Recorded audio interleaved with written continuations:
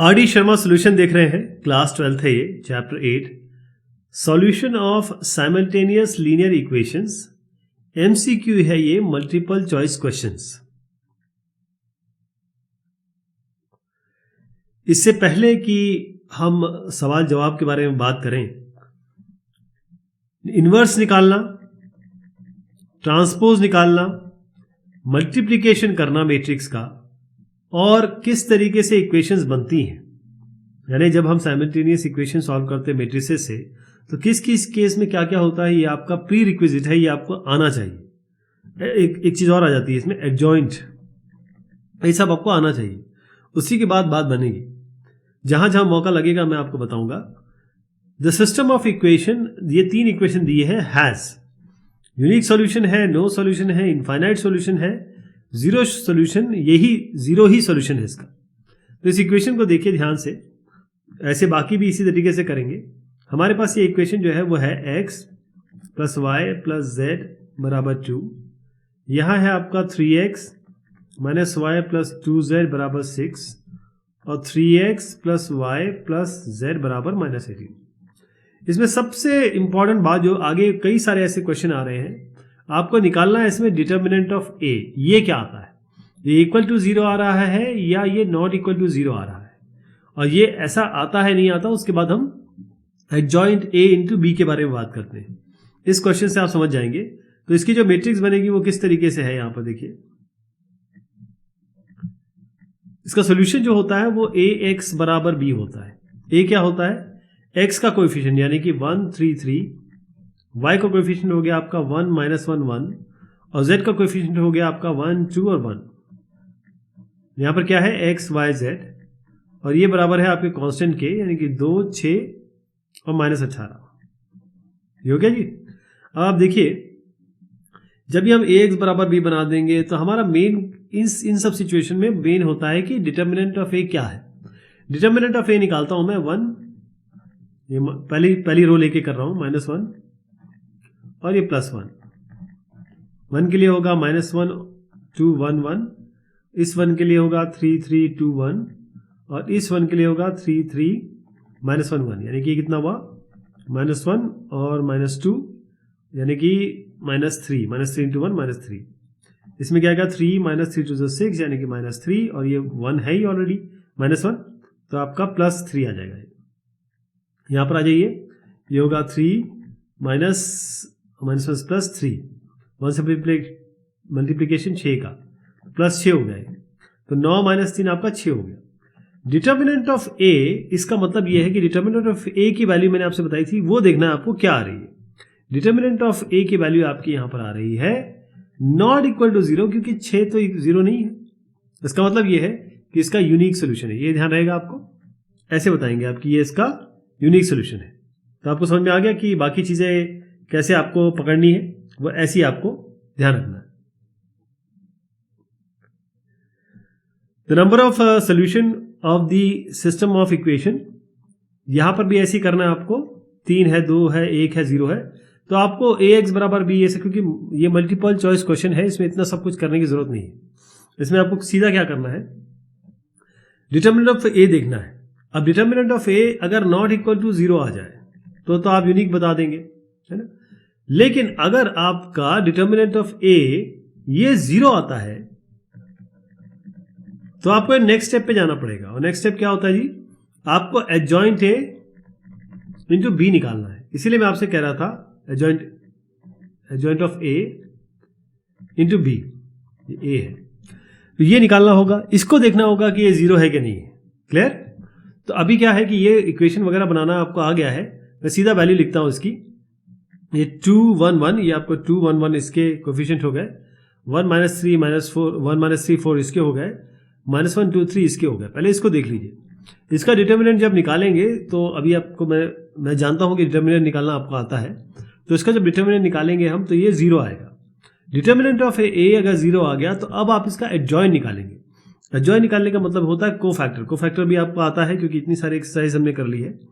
Cofactor निकालेंगे, और cofactor के बाद एडजॉइंट a निकलेगा। कैसे निकलेगा, कोफैक्टर मैट्रिक्स का ट्रांसपोज करना पड़ेगा आपको। और जब ट्रांसपोज कर लेंगे आप, तो एडजॉइंट ए किसके, इसमें इनवर्स नहीं निकालना है, ध्यान रखिएगा, एडजॉइंट ए निकालना है और इसको फिर इस बी से मल्टीप्लाई करना है 7 1 5 से। तो 7 1 5 का मल्टीप्लीकेशन होगा एडजॉइंट ए से, वो आपका क्या वैल्यू आ रही है, डिटर्मिनेंट ऑफ ए 0 आया।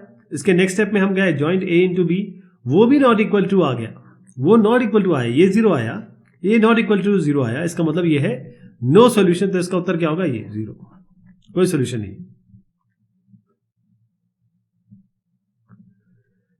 आप देखें ये x दिया है आपको, ये a है ये b है, ax बराबर b दिया है, तो x कैलकुलेट करना है। क्योंकि इसमें प्रॉपर आपको वैल्यू मिल रही है तो इसमें आप x प्रॉपर कैलकुलेट करेंगे, यानी कि जो पिछला तरीका था वही करेंगे। यहां पर ax बराबर b, मैं आपको लिख के दिखा देता हूं, a जो होगा आपका ये 1 2 3 और -1 0 2 और 2 1 1, इसका डिटर्मिनेंट निकलेगा जी। डिटर्मिनेंट निकालेंगे, ये आपका नॉन जीरो वैल्यू आ रही है, तब आप आगे बढ़ जाएंगे, कोफैक्टर मैट्रिक्स बनाएंगे, उसका ट्रांसपोज लेंगे, डिवाइड करेंगे डिटर्मिनेंट ऑफ ए से 5 से, ये जो वैल्यू आ रही है ये इनवर्स आ गई है, इसको मल्टीप्लाई करेंगे 314 से, तो ये आपका वैल्यू आ जाएगी। मैं इसलिए इसको नहीं कर रहा हूं क्योंकि ये हमने पिछले 2-3 एक्सरसाइज में बहुत ज्यादा किया हुआ है ये सारी चीजें। The number of solutions of the system of equation, इसका भी यही तरीका है। आपको करना क्या है, सेम काम करेंगे। पहले डिटर्मिनेंट ऑफ ए निकालिए, ये यहां पर 0 आ रहा है, फिर आप एडजॉइंट ए निकालिए, एडजॉइंट ए निकालने के बाद ये एडजॉइंट ए आ गया आपका, इसको b से मल्टीप्लाई करिए, मतलब 715 से मल्टीप्लाई करिए, ये नॉट इक्वल टू 0 आ रहा है, इसका मतलब ये इनकंसिस्टेंसी का आपका द्योतक है या इंडिकेटर है, और आप बोलेंगे कि इसका कोई भी सोल्यूशन नहीं है, तो इसका उत्तर क्या होगा, ये वाला डी।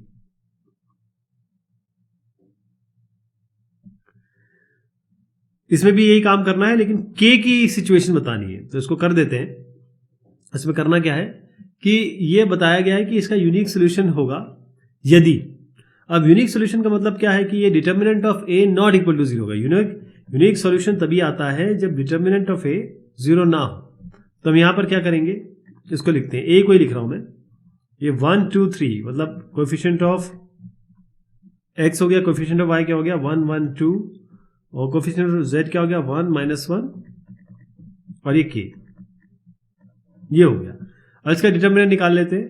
डिटर्मिनेंट क्या होगा 1, पहले रो से खोल रहा हूं मैं, -1 और ये +1, 1 का होगा 1 2 -1 k, फिर -1 का होगा 2 3 और -1 k,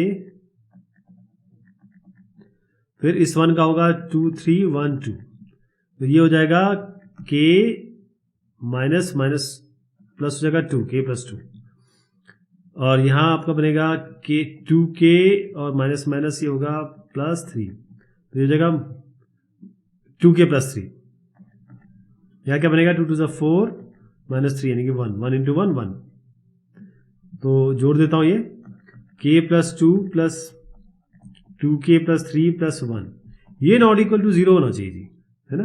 तो k + 2k 3k हो गया ये, और k ये माइनस है जी, ये माइनस कर दो, ये माइनस है क्योंकि ये माइनस है ना, तो -2k -3, तो 2 ये हो गया -k हो गया, यहाँ पर k और -2k हटा दिया, 2 और -3 हो जाएगा आपका -1 और ये +1, तो ये तो हटा दीजिए, -k नॉट इक्वल टू 0, इसका मतलब k नॉट इक्वल टू 0, सीधी सी मतलब ये है। तो k 0 नहीं होना चाहिए, तो k 0 नहीं होना चाहिए, ये कंडीशन है, तभी आपका काम बनेगा।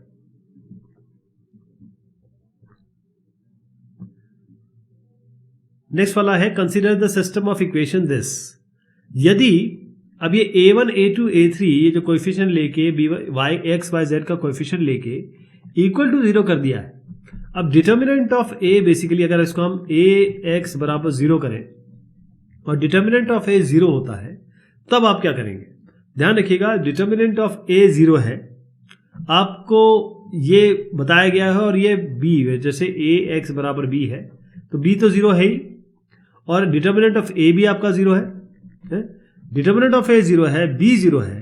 यदि अगर आप ये भी देखें, क्योंकि यहां पर आपके मोर देन 2 सोल्यूशन आ रहे हैं, इसके सोल्यूशन आएंगे क्योंकि डिटर्मिनेंट ऑफ a आपका 0 है, और adjoint of a into b ये भी हम करेंगे, इसका मतलब ये है कि अगर ये डिटर्मिनेंट ऑफ ए 0 आ रहा है, adjoint of A into B भी 0 आ रहा है, क्योंकि वो तो 0 है ही बी। इसका मतलब ये है कि ये जो दोनों में जब 0 आ गया तो आप कहेंगे कंसिस्टेंट है और इनफाइनाइटली मेनी सॉल्यूशंस है, राइट।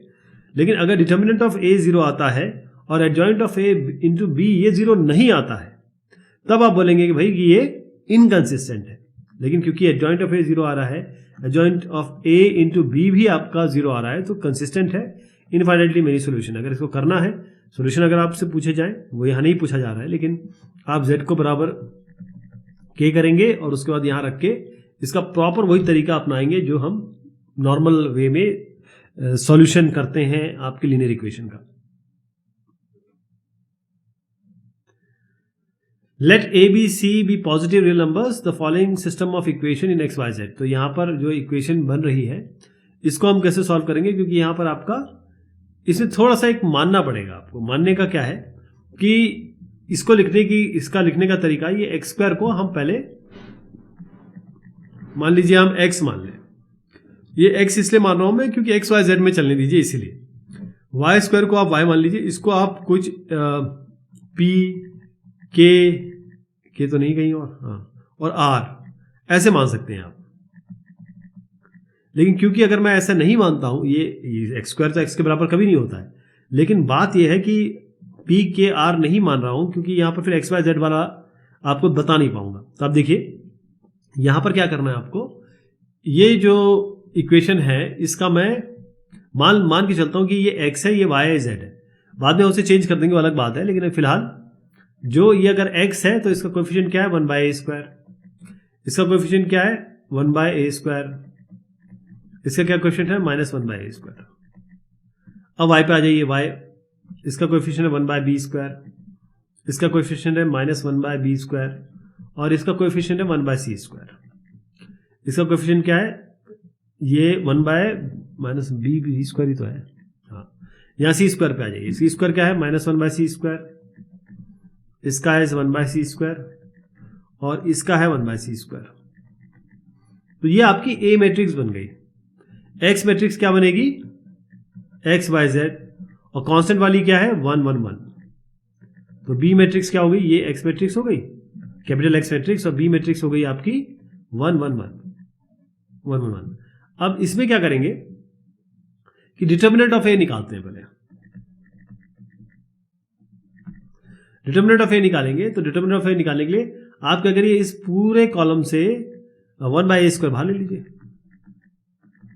इस पूरे कॉलम से 1/b² बाहर ले लीजिए, इस पूरे कॉलम से 1/c² बाहर ले लीजिए। तो क्या बचा आपका, 1 1 -1 1 -1 1 और -1 1 1।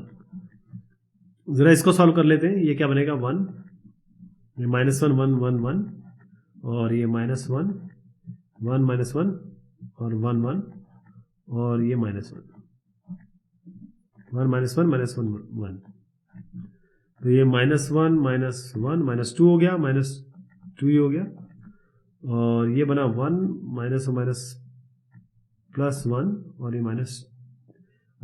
ये आपका प्लस में है, ये -2 हो गया। ये बना 1 और माइनस प्लस। अच्छा, इसमें आप ये देखिए कि ये एक वाला जो टर्म मैंने ये लिया है 1 -1 इसमें 1 ये तो यहाँ से आएगा, और ये बनेगा माइनस आपका प्लस हो जाएगा, और माइनस कर रहे हैं तो ये आपका 1 -1, तो ये 0 हो जाएगा। तो आपका केवल -4 बनेगा। फाइनल क्या आएगा, डिटर्मिनेंट ऑफ ए आपका आ गया -4/a² + b² + c², a² × b² × c²। तो ये जब आ गया तो आप ये देख रहे हैं कि डिटर्मिनेंट ऑफ ए कहीं 0 तो मिल नहीं रहा है आपको, है ना। यहाँ पर आपको ABC बाकायदा बताया गया है कि पॉजिटिव रियल नंबर्स हैं। तो अब इस केस में एक्स वाई जेड की जरूरत नहीं पड़ी, इसलिए मैं कह रहा था कि कुछ भी मान सकते हैं, आप PQR से भी ले सकते हैं। लेकिन फिलहाल यहाँ पर यह है कि ये क्योंकि 0 के बराबर नहीं हो रहा है, तो इसका मतलब यूनिक सोल्यूशन है। तो इसका उत्तर आप कर दीजिए ये वाला, बी वाला।